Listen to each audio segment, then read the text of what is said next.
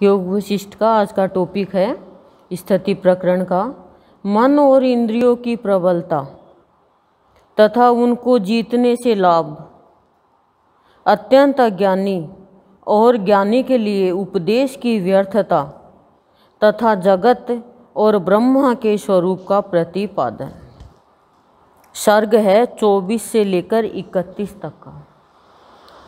श्री वशिष्ठ जी कहते हैं, रघुनंदन, मन सहित इंद्रिय रूपी 6 शत्रु बड़े ही दुर्जय है, यानी इन पर विजय पाना बहुत कठिन है। मन और इंद्रिया ये 6 हो गए ना। वे तपन अविची, यानी जिसमें कोई लहर नहीं उठती है, बस शांति से वो अंदर में गड़बड़ करते रहते हैं। तपन यानी गर्मी। महारोरव और रोरव, ये नरक है 2, महारोरव और रोरव। संघात यानी आघात या टक्कर, और काल सूत्र यानी समय का सूत्र नरक के इन 6 बड़े बड़े साम्राज्यों पर प्रतिष्ठित है। नरक के 6 बड़े बड़े साम्राज्यों पर यही प्रतिष्ठित है। तपन, अविची, महारोरव, रोरव, संघात और कालसूत्र। पाप रूपी मतवाले हाथी इनके वाहन हैं।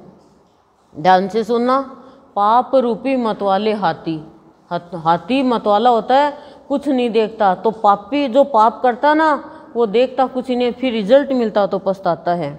तो पाप को हाथी बताया है। तथा तृष्णा रूपी बाण सलाकाओं से वे सदा संपन्न रहते हैं। जो तृष्णा होती है ना, मनुष्य की इच्छा, प्यास, संसारिक वासना की, उनको बाण की सलाका बताया, उनसे संपन्न रहता हो। ये साम्राज्य बताए अच्छे। वे इतने कृतज्ञ हैं कि सबसे पहले अपने आश्रयभूत शरीर का ही नाश करते हैं।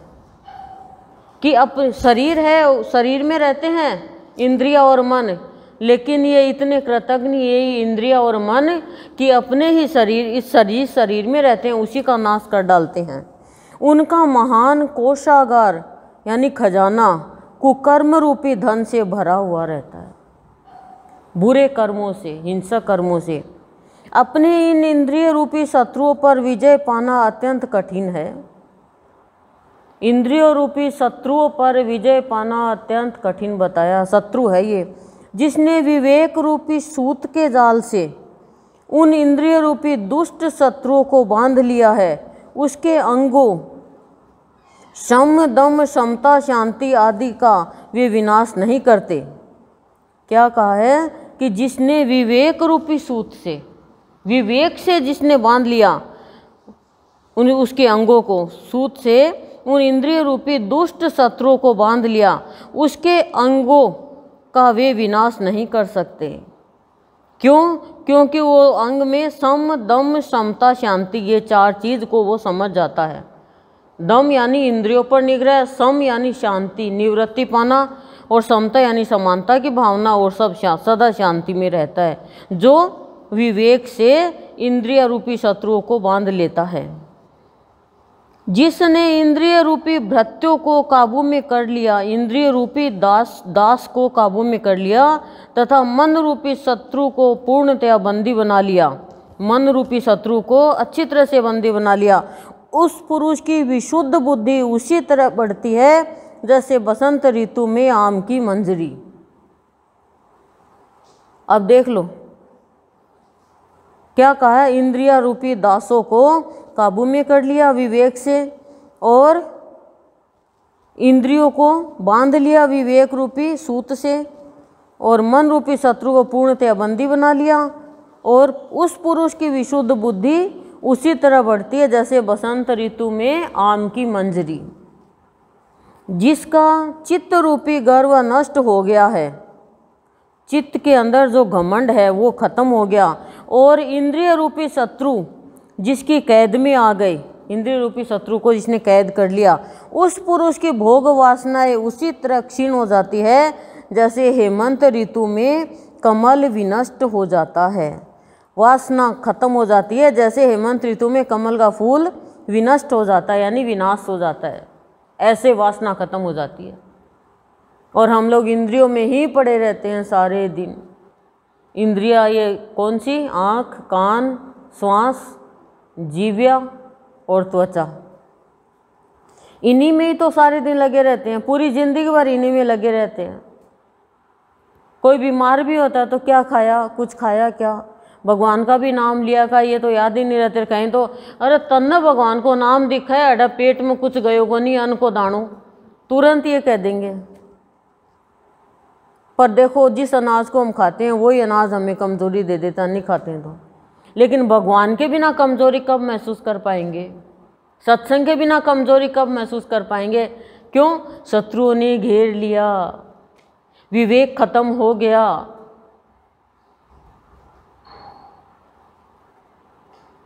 बंदी बन गए, बंदी बना लिया शरीर को। इसी शरीर को कृतज्ञ है ये सारी, ये 1 मिनट में हमें परेशान कर देगी, लेकिन हम नहीं जान पाएंगे। पर जिसने विवेक से काम लिया है उनको ये बंदी बना लेते हैं। मन तो इतना नाच नचाता है, दुष्ट बताया इसको तो, पर मन ही शिष्ट हो जाता है संत की कृपा से। जैसे जब तक एकमात्र परमात्मा तत्व के दृढ़ अभ्यास द्वारा मन पर विजय नहीं पाली जाती, जब तक एकमात्र, अनेक मात्र नहीं होता, एकमात्र परमात्मा तत्व के दृढ़ अभ्यास के द्वारा, ये नहीं है आज आ गए कल नहीं आएंगे, चाहे कुछ भी हो जाए, पहुंचना तो पहुंचना, लेना तो लेना, करना तो करना, नहीं दृढ़ यदि निश्चय नहीं है तो वो कभी भी प्राणी अपने जीवन को सार्थक नहीं कर सकता। हाँ, कई बार थकान आ जाती है, नींद आने को होती है, आधी घंटा सो लो, 1 घंटा सो लो, 2 घंटा सो लो, फिर उठ के अपने काम तो करके करो। 12 बजे तक तो रात्रि होती है। ये बताओ, ये तो हम अपना अनुभव बता रहे हैं कि कमर में दर्द है, तकलीफ है, आधी घंटा सोएंगे, नींद आ गई, तुरंत वो इष्ट उठा देगा, घंटा भर बाद में, 1.5 घंटा बाद में, जो हमें करना हो। तो जब तक एकमात्र परमात्मा तत्व के दृढ़ अभ्यास द्वारा, बार बार में मैं कह रही हूँ, दृढ़ अभ्यास द्वारा मन पर विजय नहीं पाली जाती, तभी तक मध्य रात्रि में नाचने वाले बेतालों की तरह है। मध्य रात्रि में नाचने वाले बेतालों यानी भूतों या प्रेतों की तरह, विशेष रूप का भूत होता है ये, हृदय में वासनाएं उछल कूद मचाए रहती है। जैसे मध्य रात्रि को डर लगता है, मध्य दिन होता है ना, उसमें डर नहीं लगता है, लेकिन मध्य रात्रि को, रात को 12 बजे से लेकर 3 बजे के बीच में सबको डर लगता है। ऐसे ये वासनाएं, ये मन जो है ना, ये बेताल है, ये मध्य रात्रि को हृदय में वासनाएं उछल कूद मचाई रहती है। मैं समझता हूँ कि विवेकी पुरुष का यही मन विवेक के द्वारा अभिष्ट कार्य करने से, भृत्य मंत्रणा द्वारा उत्तम कार्य करवाने से, मंत्री और सब ओर से इंद्रियों पर आक्रमण करने के कारण सामंत बन जाता है, चौकीदार बन जाता है वो विवेक के द्वारा। मन रूपी मंत्री शास्त्र विहित शुभ कर्म में प्रवृत्त हुए पुरुष को उस निष्काम कर्मों के करने के लिए सलाह देता है जो जन्म मृत्यु रूपी वृक्षों को काटने के लिए कुठार के समान है तथा भविष्य में होने वाले अभ्युदय यानी निरतिशय आनंद की प्राप्ति के कारण है। क्या है? मन रूपी मंत्री शास्त्र विहित शुभ कर्म में, कि जिसने मन को कंट्रोल में कर लिया, उसके लिए बताया है कि मैं समझता हूँ कि विवेकी पुरुष यही मन विवेक के द्वारा अभिष्ट कार्य करने से, भृत्य मंत्रणा द्वारा यानी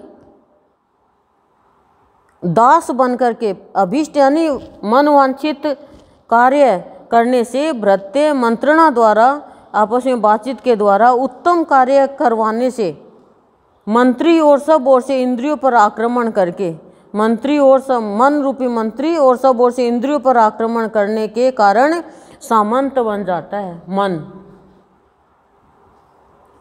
पहले राजा सामंत रखते थे ना। मन रूपी मंत्री शास्त्र विहित शुभ कर्म से प्रवृत्त हुए पुरुष को, शास्त्र रूपी शुभ कर्म से प्रवृत्त हुए पुरुष को उन निष्काम कर्मों के करने के लिए सलाह देता है, फिर वो मन, फिर खुद का मन सलाह देता है, किसी और से सलाह मांगने की जरूरत नहीं रहती है। जब विवेक जग जाता ना तो उसका विवेक सलाह देता है, उसका मन सलाह देता है और उसका इष्ट सलाह देता है। जो जन्म मृत्यु रूपी वृक्षों को काटने के लिए कुठार के समान है, फिर जन्म और मृत्यु दोनों वृक्ष कट जाएंगे और भविष्य में होने वाले अभ्युदय यानी उन्नति के कारण यही है। किंतु जिसे जगत की सत्यता का पूर्ण निश्चय है वह अत्यंत मूढ़ है। जिसको जगत की सत्यता का पूर्ण निश्चय कि जगत ही सत्य है, बस ये पूर्ण निश्चय करके बैठा है, वह मूर्ख है। उस अत्यंत मूढ़ पुरुष के प्रति यदि जगत की असत्यता का प्रतिपादन किया जाए तो यह उपदेश वहाँ शोभा नहीं पाता, उसके मन को अच्छा नहीं लगता। 1 मिनट में कहते अरे ये तो मर गया, इसकी उम्र ही नहीं थी, अरे कल तक तो घूम रहा था, फिर भी सत्य मानते हैं संसार को, फिर भी सत्य मानते हैं, फिर भी शिक्षा नहीं लेते। क्यों? क्योंकि मूढ़ है। उस अत्यंत मूढ़ पुरुष के प्रति यदि जगत की असत्यता का प्रतिपादन किया जाए कि उसके सामने ये कहा जाए कि जगत असत्य है, तो वह उपदेश वहाँ शोभा नहीं पाता, उसके मन को अच्छा ही नहीं लगता, कहते फालतू है। परमात्मा तत्व के विचार का अभ्यास किए बिना जगत की सत्यता के अनुभव का अपलाप यानी निराकरण नहीं हो सकता। परमात्मा तत्व के विचार का अभ्यास किए बिना, परमात्मा तत्व के विचार का अभ्यास किए बिना विचार आता ही नहीं। लड़की शादी के बराबर होगी तो उसका विचार आएगा, बच्चे स्कूल में जाएंगे उनका विचार आएगा, पढ़ाई करेंगे उसका विचार आएगा, और काम का विचार आ जाएगा, लेकिन परमात्मा का विचार कब आएगा? उसका भी अभ्यास करना पड़ेगा और बिना जगत की सत्यता के अनुभव का निराकरण नहीं हो सकता। इस संसार में किसी का भी जो निश्चय अंतःकरण में जड़ जमाकर सुदृढ़ हो गया है वह शास्त्रोक्त परमार्थ तत्व का अभ्यास किए बिना कदापि नष्ट नहीं होता। ये इंद्रिय ही है जो प्राणी को शराब की आदत डालती है, जर्दे की आदत डालती है, सिगरेट बीड़ी की आदत डालती है, लेडीज़ को सुपारी की आदत डालते हैं, छुप छुप के खा लेते हैं, एक मतलब व्यभिचार भी कर लेते हैं, लड़का लड़की भी कर लेते हैं, इधर उधर भी चले जाते हैं, हिंसा भी कर ले। ये सब इंद्रिया कर्म और ये मन बुद्धि चित्त अहंकार ये करवाते हैं, लेकिन संत पुरुष कभी कुछ नहीं करते, भक्त कभी ऐसा नहीं करते। उनके ऊपर कितना भी कोई अत्याचार करे लेकिन वो कभी भी सामने वाले का अपमान नहीं करते। बल्कि संतों के न्याय शास्त्र में है ये कि कोई अन्याय करे तो उसको दंड देना जरूरी है, पर अन्याय किसको मानते हो? अन्याय होता है कि बहुत ज़्यादा किसी को सताना, परेशान करना, मारने तक के पे आ जाना।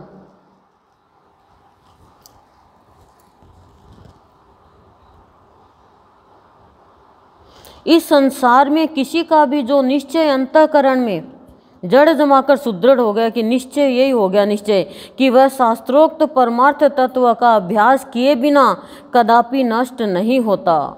जो अनाधिकारी के प्रति ऐसा उपदेश देता है कि यह जगत मिथ्या है, केवल ब्रह्मा सत्य है, उस पुरुष को उन्मत्त के समान समझकर इस जगत के उन्मत्त और मूढ़ मनुष्य उसकी पूरी हंसी उड़ाते हैं।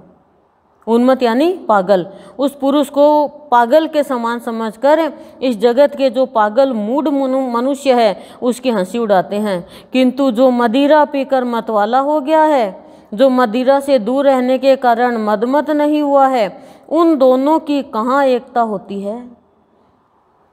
जो मदिरा से दूर रहने के कारण मदमत नहीं हुआ और एक पागल हो गया मदिरा पीकर, तो उन दोनों की कहाँ एकता होगी?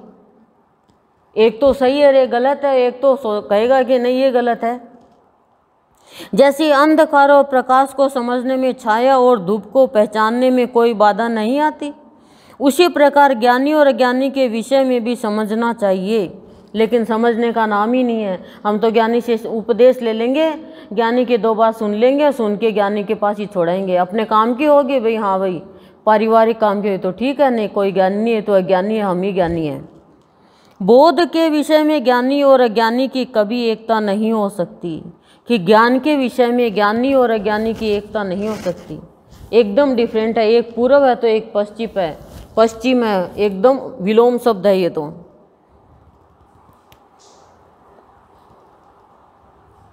अज्ञानी को कितने ही यत्न से क्यों न समझाया जाए, उसे बाहर भीतर जो संसार की सत्यता का अनुभव हो रहा है उसका वह सत्य अधिष्ठान रूप ब्रह्मा में ही उसी प्रकार बाध नहीं कर सकता जैसे सब अपने पैरों चल नहीं सकता। अध्यस्त वस्तु का बाध किए बिना अधिष्ठान तत्व का बोध नहीं हो सकता, इसलिए उसे बोध का उपदेश देना व्यर्थ है। कि वो अपना सहारा, क्या सहारा, कि ब्रह्मा सबका सहारा है, इसको ये मानेगा ही नहीं अज्ञानी, इसलिए व्यर्थ है उनको उपदेश देना। यह संपूर्ण जगत ब्रह्मा है, ऐसा उपदेश उस मनुष्य के प्रति देना उचित नहीं जो अत्यंत अज्ञानी है।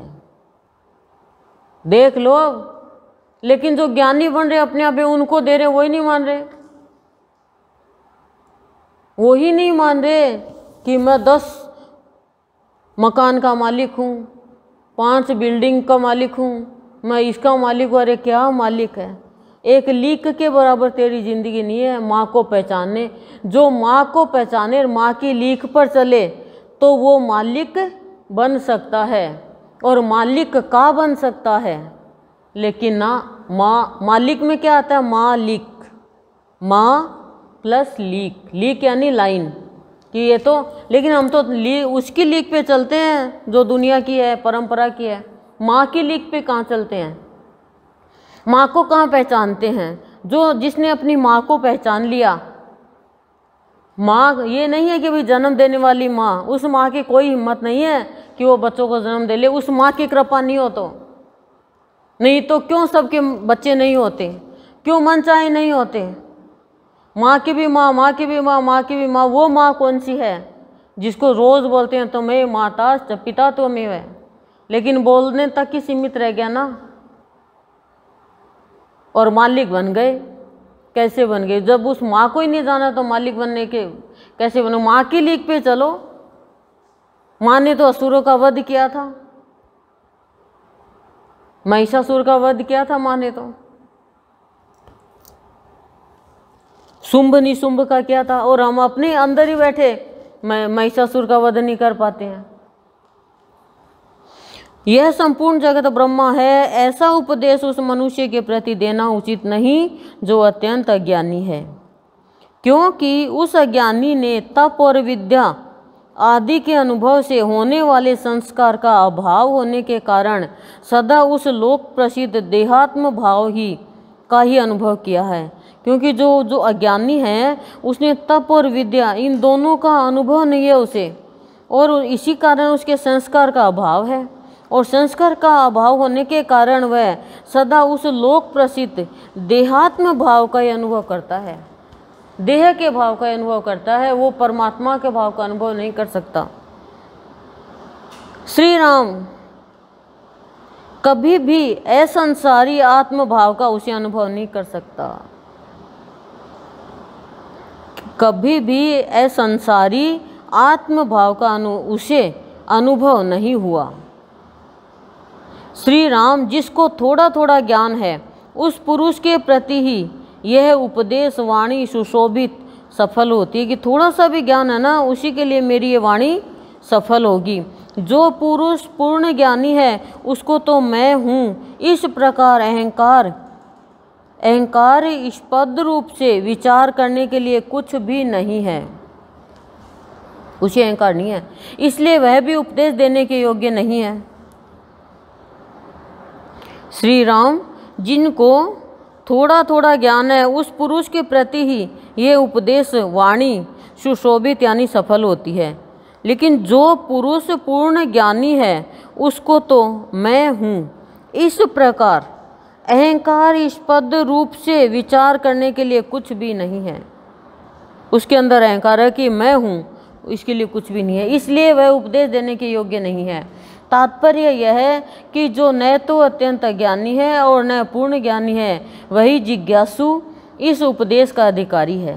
कि जो न तो ज्ञानी है न ज्ञानी है और जिज्ञासु और जानने की चाह जो रखता है वो ही मेरे उपदेश का अधिकारी है।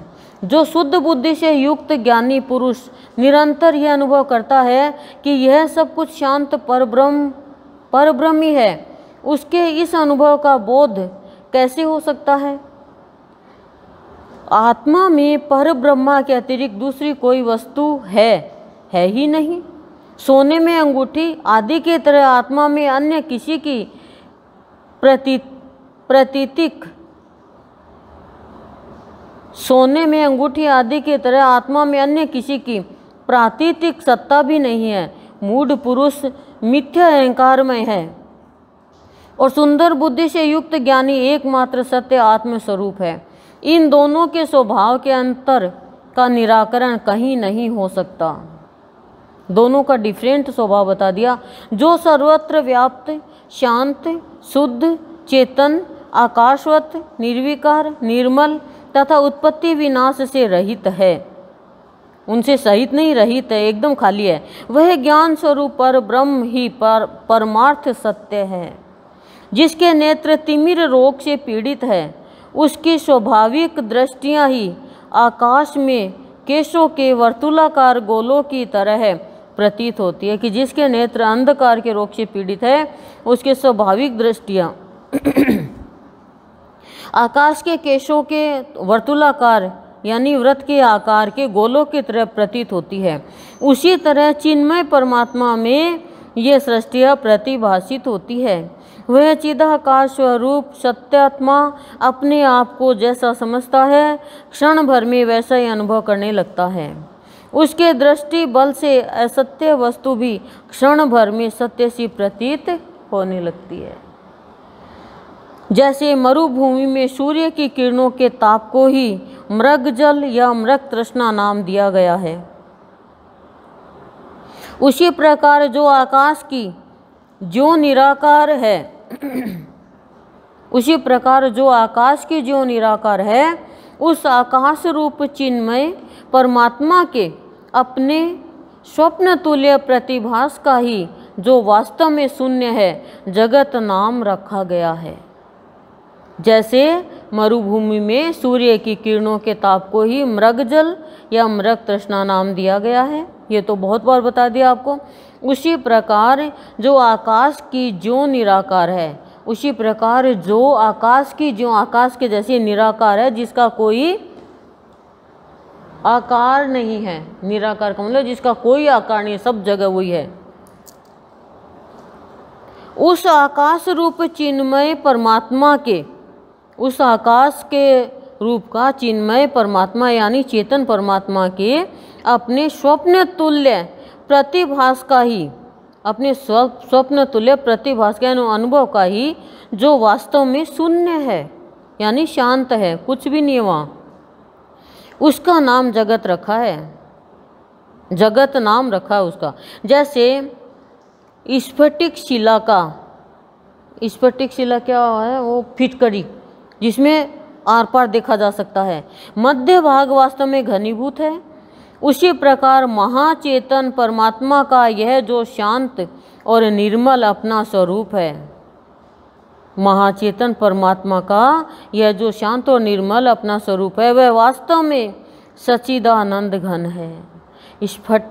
स्फटिक शिला में प्रतिबिंबित होने वाले वन, पर्वत और नदी आदि के स्वरूप की भांति है और नहीं है। ये दो दृष्टियां चिदाकाश यानी निर्लिप्त ब्रह्मा के जैसे परमात्मा में कहीं नहीं है, और प्रतिभास मात्र से जो कुछ है उस चेतन आत्मा का स्वरूप ही उस रूप में भाषित होता है, ऐसा समझना चाहिए।